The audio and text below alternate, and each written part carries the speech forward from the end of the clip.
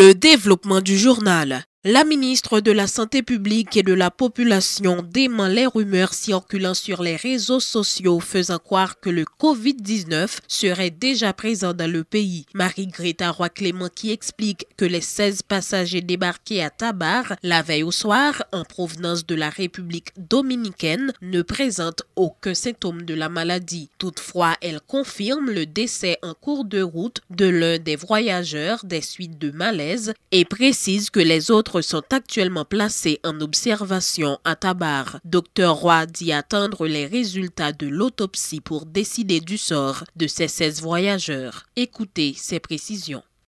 On dit en Haïti, jusqu'à date que nous avons parlé à 11h15, nous avons 0 cas, je dis ça encore, 0 cas suspect, 0 cas confirmé. Je répète encore pour que les journalistes soient capables d'aider me répéter, 0 cas suspect, 0 cas confirmé. Car République dominicaine, c'est cas importés. Ça veut dire que c'est des cas qui viennent de l'autre pays. Pour qu'on gagne, nous en contact direct avec le ministère de la Santé publique de République dominicaine pour qu'on gagne transmission communautaire jusqu'à date en République dominicaine. Je pense que je n'ai pas besoin d'expliquer sa transmission communautaire. Et ça veut dire que la maladie peut gagner en dedans pays, en dedans communauté. C'est très important pour nous comprendre parce que c'est au même île que nous partageons. Le fait que pour qu'il y ait une transmission communautaire, on veut dire pile bagaille pour nous-mêmes en Haïti. On a été alerté hier soir, bon zone 6h30, nous alerté que il y a un bus qui a sorti Jimani et qui a transporté 18 personnes. Mais tout pendant le parcours, d'après ça, nous collecté comme information, il y a un monsieur qui était pendant tout le parcours, à chaque moment, il m'a arrêté le bus là pour lui parce qu'il ne pas senti bien. À chaque moment, il aurait été bus là dans le trajet, il voyait de l'eau sous tête lui. Et ils fait respirer, ils mené dans la toilette. Jusqu'à ce que c'est comme ça, leur arrivé Jimani, il est décédé dans le bus là.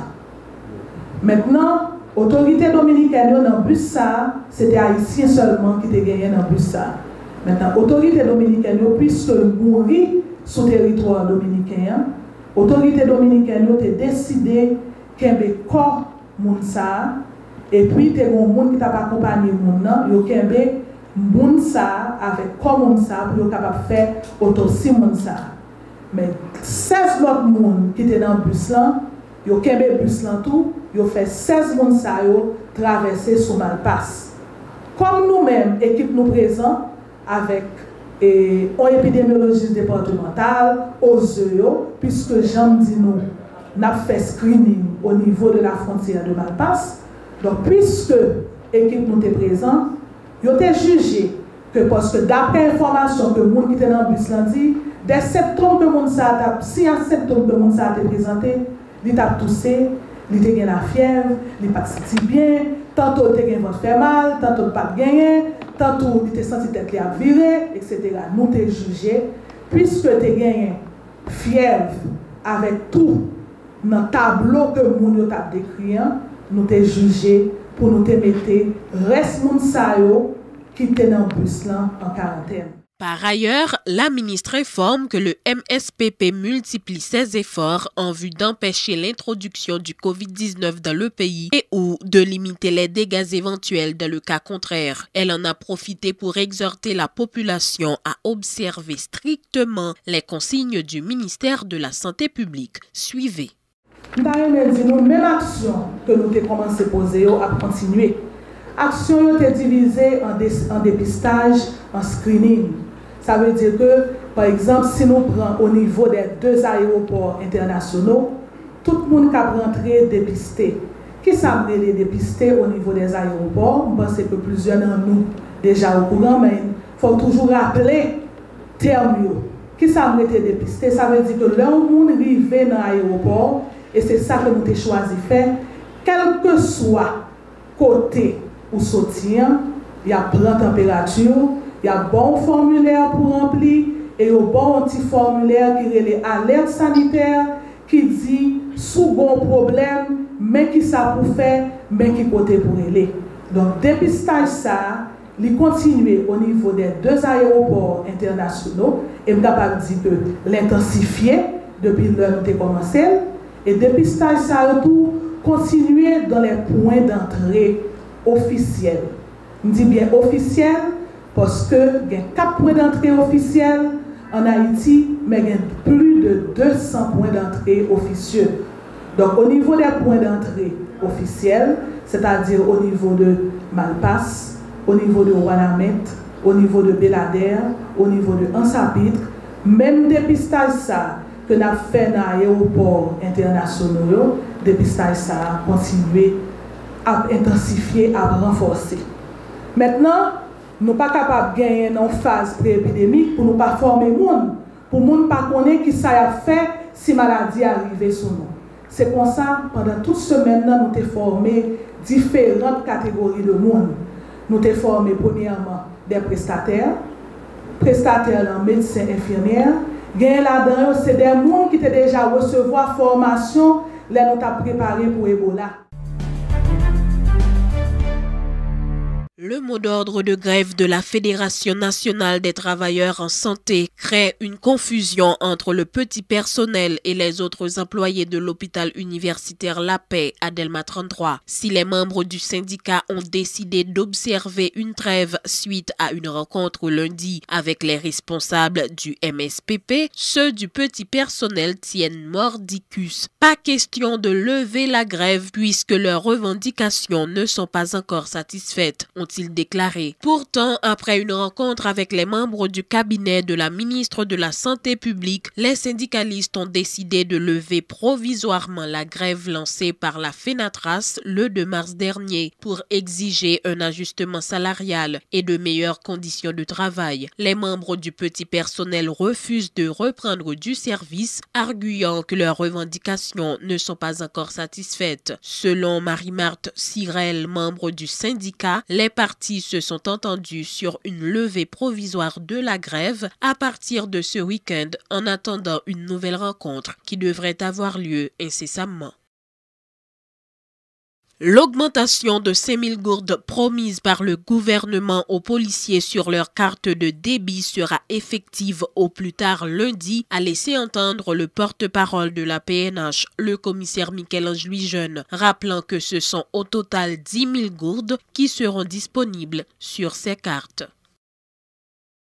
Rencontre ce jeudi entre le nouveau ministre de l'Intérieur, Odin Fils-Bernadel, et le conseil exécutif de la Fédération nationale des maires d'Haïti. Plusieurs points ont été abordés, entre autres la situation financière des mairies, les fonds communaux, les relations entre les maires et les CASEC, ainsi que la pandémie du nouveau coronavirus, a fait savoir le ministre Odin Fils-Bernadel, qui multiplie donc les rencontres depuis sa prise de fonction. Écoutez ces précisions.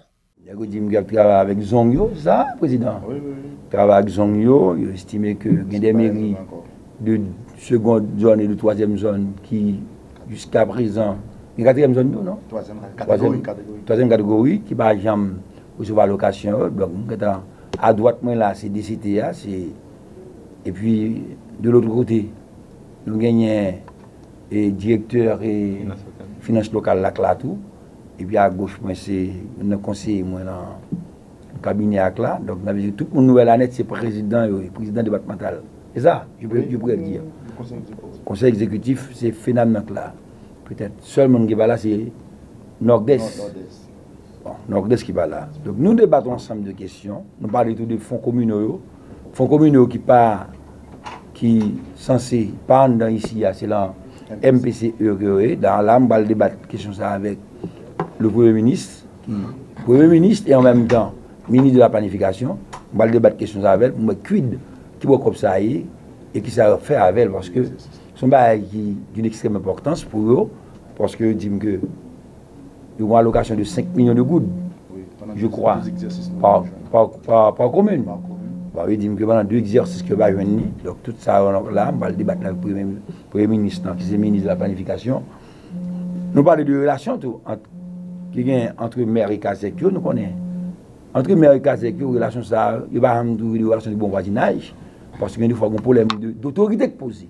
Mais je vous dis, moi je dis ça, comme je l'avais dit aux délégués départementaux, maire, je dis que je dois donner pouvoir. Et je tout dit ça pour le chef de police, capitaine Demna, parce que je vais rencontrer avec lui. Je trouve ça inconcevable pour que deux fois nommer un commissaire à la tête d'un commissariat. C'est ça que le maire là-bas est au courant qu'on va placer un commissaire. S'il a placé, le maire là, il doit pas même connaître qui commissaire dans la commune.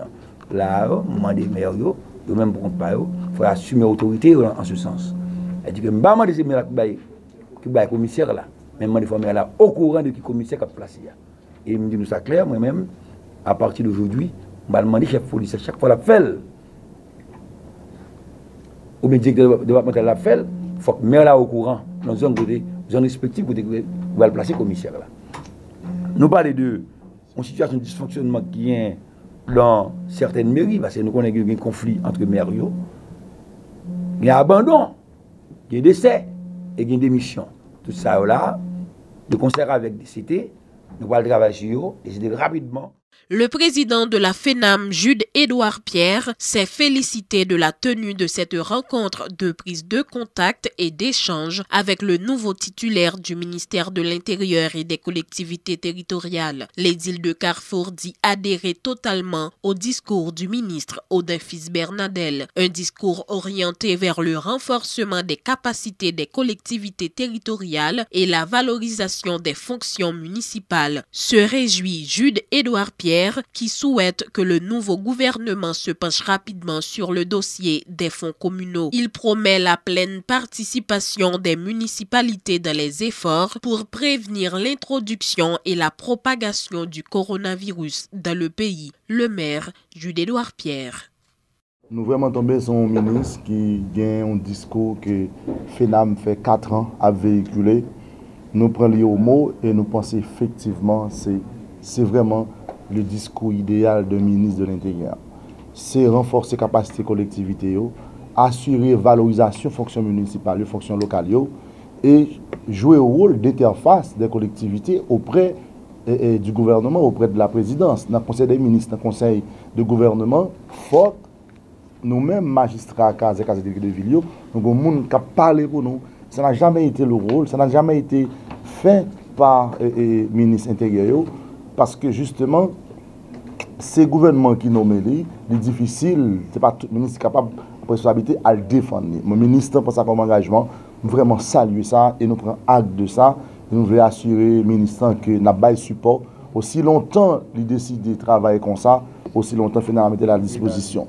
Un point important, nous avons parlé là, c'est le ministre Zéli, mais je me rappelle, c'est question allocation mairie et section communale qui gagne longtemps pas joindre que libéral fait. Crise politique là crée un pile problème sur collecte taxes et impôts dans le pays qui gagne incidence sur toute collectivité.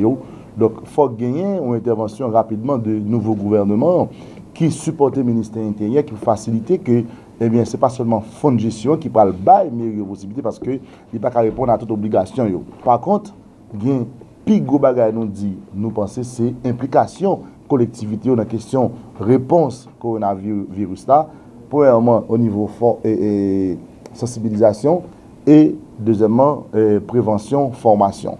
Et nos modèles nous fait Carrefour, nous avons essayé d'assurer répliquer ce niveau dans tout le pays et nous vraiment encore une fois contents à tout président qui était là pour nous dire que nous sommes prêts pour nous travailler avec nouveau ministre. Mais il y a des bagages justement nous pensons qu'il pour faire par exemple réforme ou ensemble de textes sur fiscalité locale et droit collectivité qui pas respecter rapport collectivité avec pouvoir central.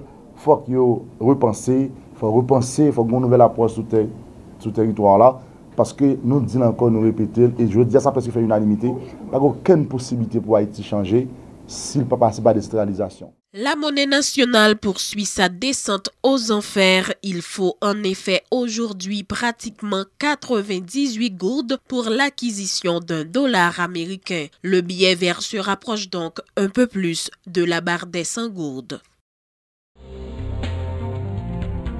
Le temps d'une pause à ce journal, à notre retour la page internationale.